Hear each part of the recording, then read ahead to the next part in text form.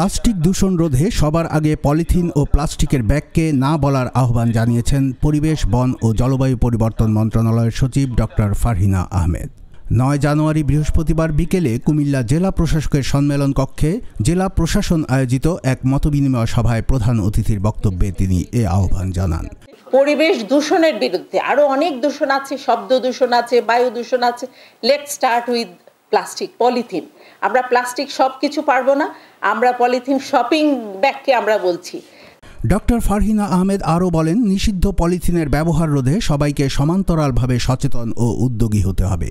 বাজার মনিটরিংয়ের পাশাপাশি ব্যবসায়ী, প্রশাসন ও সংবাদকর্মী সকলকেই সমান ভূমিকা রাখতে হবে।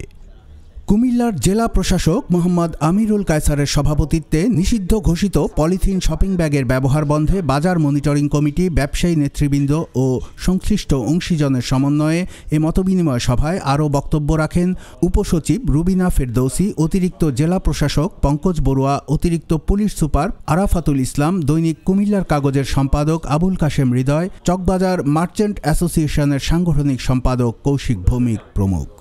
মতবিনিময় সভায় পরিবেশ দূষণ কমিয়ে আনতে জনসচেতনতা তৈরির পাশাপাশি আধুনিক বর্জ্য ব্যবস্থাপনা ও প্লাস্টিক বর্জ্য রিসাইক্লিং করার পরামর্শ দিয়েছেন সংশ্লিষ্ট অংশীজনেরা।